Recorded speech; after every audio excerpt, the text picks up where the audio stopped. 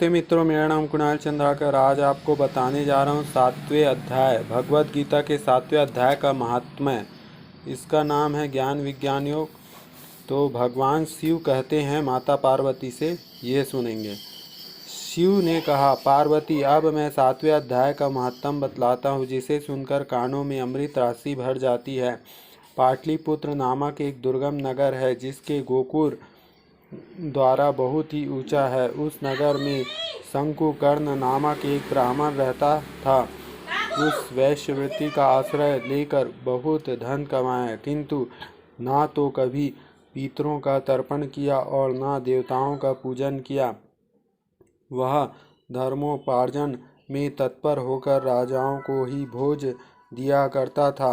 एक समय की बात है, उस समय उस ब्राह्मण ने अपना चौथा विवाह करने के लिए पुत्रों एवं बंधुओं के साथ यात्रा की। मार्ग में आधी रात के समय जब वह सो रहा था, वह सर्प ने कहीं से आकर उसकी बाह में काट लिया। उसके काटते ही ऐसी अवस्था हो गई कि मणि मंत्र और औषधि आदि से तो उसके शरीर की रक्षा असाध्य जान पड़ रही थी। तत्पश्चात कुछ ही क्षणों में उसके प्राण पखेरु उड़ गए। फिर बहुत समय के बाद वह प्रेत सर्प योनि में उत्पन्न हुआ। उसका चित्त धन की वासना में बंधा था। उसने पूर्व वृत्तांत को स्मरण करके सोचा, मैंने जो घर के बाहर करोड़ों की संख्या में अपना धन गाड़ रखा है, उससे इन पुत्रों से वंचित करके स्वयं ही उसकी रक्षा करूँगा। एक दिन सांप की योनि से पीड़ित होकर पिता ने स्वप्न में अपने पुत्र के समक्ष आकर अपना मनोभाव बताया। तब उसके निरंकुश पुत्रों ने सवेरे उठकर बड़े विस्मय के साथ एक दूसरे के स्वप्न की बात कही। उसमें से मंझला पुत्र कुदाल हाथ में लिए घर से निकला और वहाँ उसके पिता सर्प योनि धारण करके रहते थे उस स्थान पर गया। यद्यपि उसे धन के स्थान का ठीक ठीक पता नहीं था, तो भी उसने चिन्हों से उसका ठीक निश्चय कर लिया और लोभ बुद्धि वहां पहुंचकर बाबी को खोदना आरंभ किया। तब उस बाबी से बड़ा भयानक सांप प्रकट हुआ और बोला, ओ मूढ़, तू कौन है? किस लिए आया है? क्यों बिल खोद रहा है? अथवा किसने तुझे भेजा है? ये सारे बातें मेरे सामने बता। पुत्र बोला, मैं आपका पुत्र हूँ।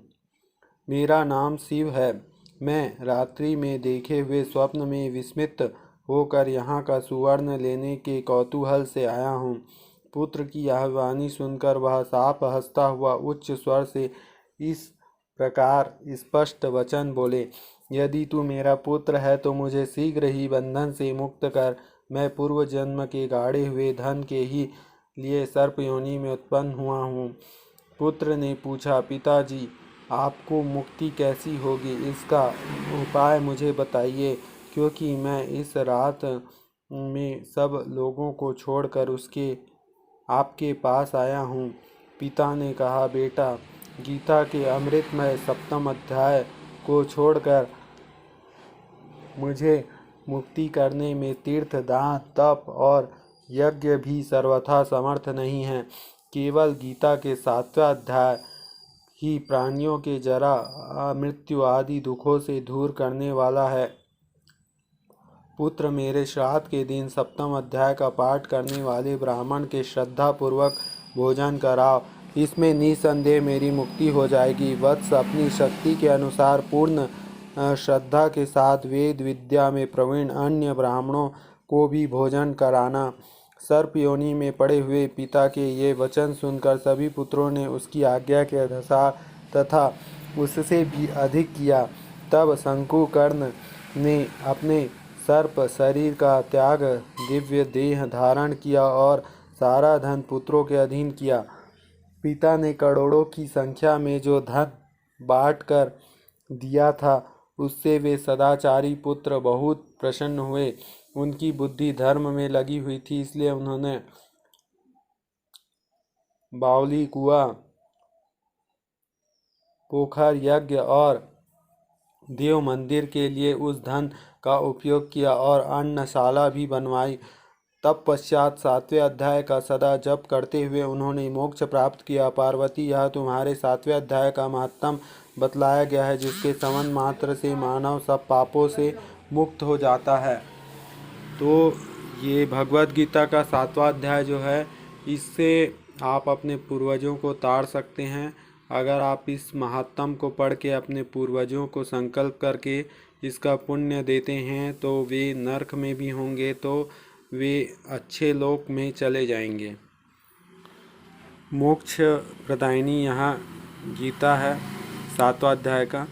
7वां अध्याय ज्ञान योग। 6ठे अध्याय की आखिरी श्लोक में भगवान ने कहा, अंतरात्मा को मेरे में पिरोकर जो श्रद्धा और प्रीतिपूर्वक मुझे भजता है वह सर्व प्रकार के योगियों से भी उत्तम योगी है।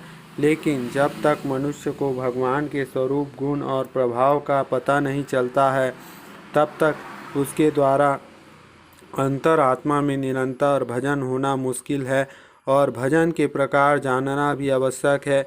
इसलिए भगवान इस 7वें अध्याय में अपने गुण प्रभाव सहित सर्व स्वरूप का तथा भिन्न भिन्न प्रकार के भक्ति योग का वर्णन करता है। उसमें प्रथम उन्हें सावधान होकर सुनने की प्रेरणा देकर ज्ञान विज्ञान कहने की प्रतिज्ञा करते हैं। तो ये था 7वां अध्याय का महत्तम।